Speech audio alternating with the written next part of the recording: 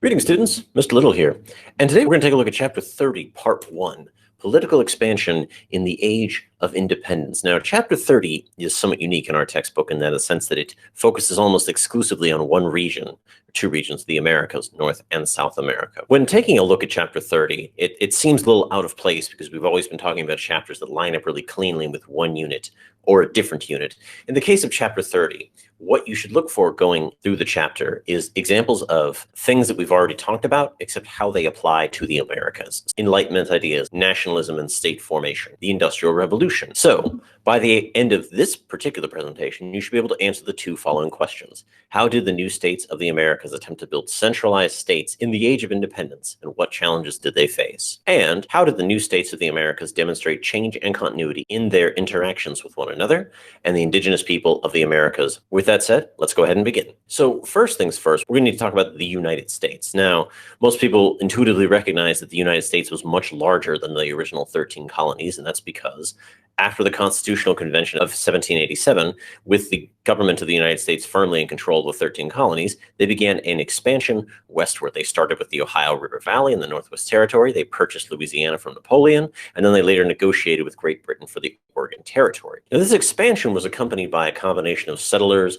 explorers, and Native American guides that helped survey the land and in general just make the incorporation into the United States much easier. One individual who served as a native guide that deserves particular mention would be Sacagawea or Sacagawea, who helped Lewis and Clark, who had been commissioned by Thomas Jefferson to explore the Louisiana Territory. So it's worth noting that the expansion relied on indigenous knowledge or knowledge of the Native Americans to help the United States expand from coast to coast. This expansion led some American politicians and then later much of the general public to believe in a concept called manifest destiny. That is, that the United States should expand from sea to shining sea. It was literally the God-given destiny of the United States to do this. Why was this?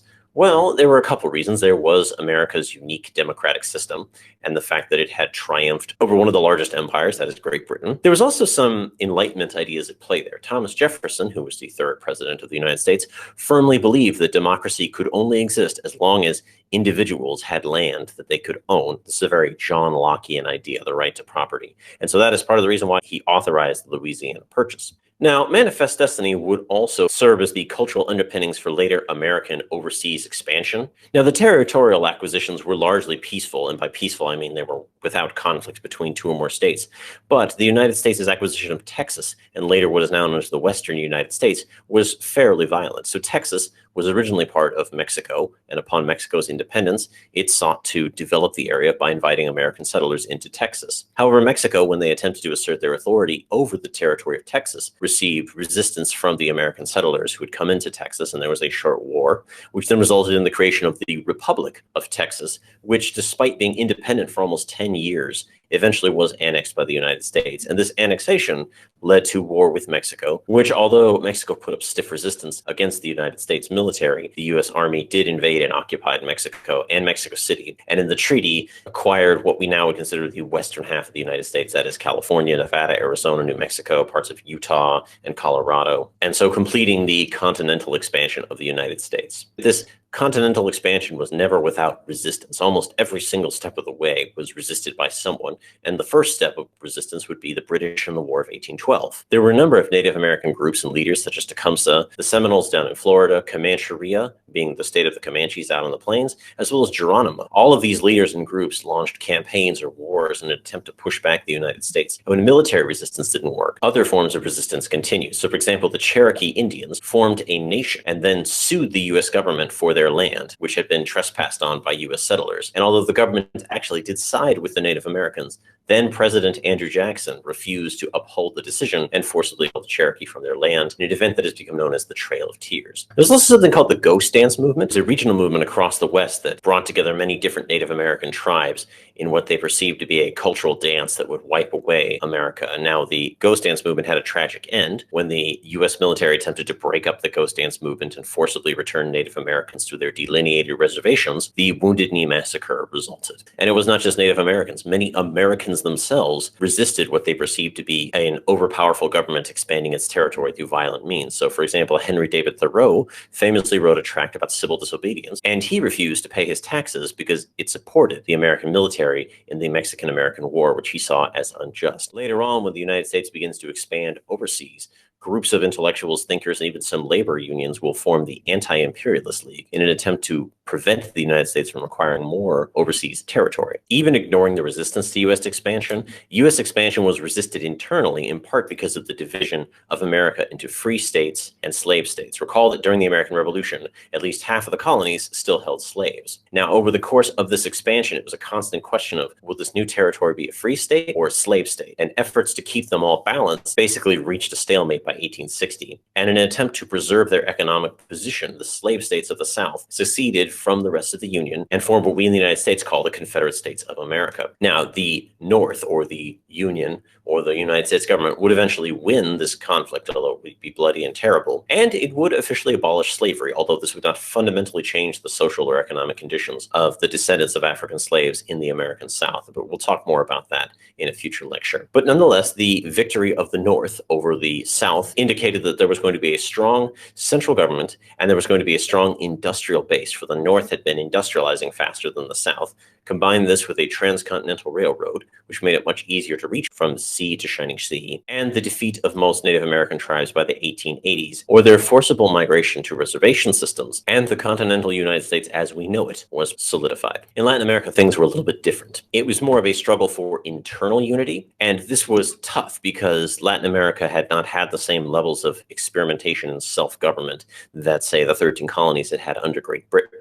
And so by the 1830s, about 10 years after most places gained their independence, most constitutions were being ignored, and strong men called Caudillos were ruling over states or parts of states, men who had earned a reputation as being heroes during the wars of independence. These were men with strong personalities, or these were men that were economically part of the elite class. They might have owned haciendas, or they may have had some sort of economic power in their region. Nonetheless, the Caudillos played a very strong role keeping together these newly formed states. So, for example, Juan Manuel de Rosas in Argentina held that nation together and prevented several rebellions from breaking it up into many different states. He also managed to bring together the geographically and culturally diverse population of Argentina into one state by not favoring one group over the other. This meant urban criollos, gauchos, who were like the cowboys of the plains, as well as former slaves. In short, sort of bringing together an Argentine culture. Maybe a slightly more familiar to us in California would be the story of López de Santa Anna in Mexico, who is famous for fighting against the United States in the Mexican-American War, as well as leading a struggle against France in the 1830s. And while López de Santa Anna was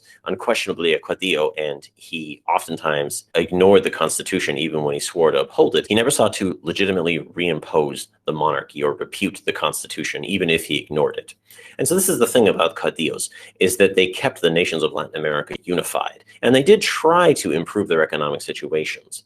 However, they did ignore the rule of law, often ignoring constitutions, and they made militarism popular. The concept of ruling through the force of the military, or ruling through the power of the military, was in part popularized by the age of Caudillos. And the lack of economic development meant that Caudillos and their countries were going to be beholden to European financial interests. Now, within each Latin American state, there was a question of what to do with the Native Americans, and in most cases, these Latin American states made a point of appropriating Native American lands that had once been held in common. So upon independence, many Native American groups and in certain geographic areas who had had a common title to the land, that is, the entire group had had rights under the Spanish crown to this communal land, was taken over, and it was distributed individually to groups or individuals. And in the process, a lot of land was taken by the state. And now that individual Native Americans owned their land, it became much easier to purchase it from them or to outright seize it from them, as happened in many states. Although in some places, like in Mexico, large communities continue to hold on to their land through something called a system called ejidos. I believe I'm pronouncing that correctly. And Native Americans continue to militarily resist attempts to incorporate them into these new states. So, for example, the Pampas conflict, which lasted for 20 years saw Chile and Argentina try to incorporate the southern cone of South America. And in Mexico, what's called the Caste War of the Yucatan was a 50-year conflict in which Mayan indigenous people in what is now southern Mexico resisted their incorporation into the state of Mexico. On top of the struggle to incorporate their indigenous populations, some of these new states did have to fight off foreign invasions. As I said, the United States waged war with Mexico. France would occupy Mexico for almost 15 years in an attempt to set up a French colony. And Chile would be attacked by Spain, who was trying to take some islands off the coast of Chile and reassert some Spanish influence in South America.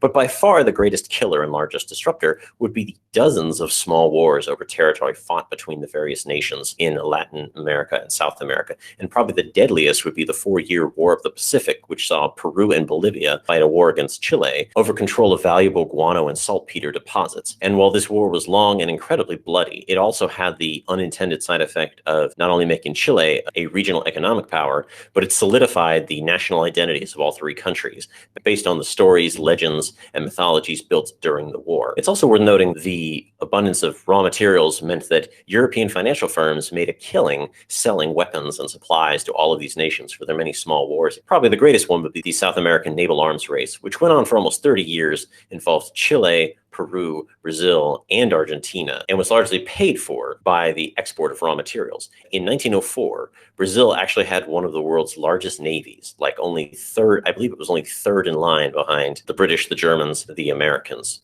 fourth in line, I suppose. Canada is another interesting story we should probably talk about. So Canada doesn't have the same story as the American Revolution. They don't revolt and gain their independence. If anything, they are united against the United States. During the War of 1812, which the United States fought against Great Britain, the U.S. tried to invade Canada to get them to rise up against the British. They didn't end up rising up against the British. In fact, they stayed with the British and fought off the Americans, who they saw as the invaders. But Canada, much like the United States, would expand. Canada is a large nation. However, only the southern part of Canada by the border with the United States is heavily populated. But like the United States, Canada would expand westward. It would have conflicts with its Native American populations too. These are called the First Nations. And there would be some small-scale conflict between the English and the French, but it would be a transcontinental railroad that would help solidify East and West Canada into one country.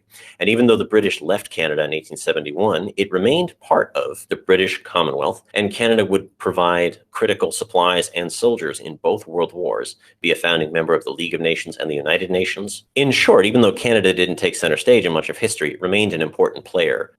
Well, I want to thank you so much for joining me. You should be able to answer those 2 questions from the beginning of the presentation. My name is Mr. Little, and I'll see you next time.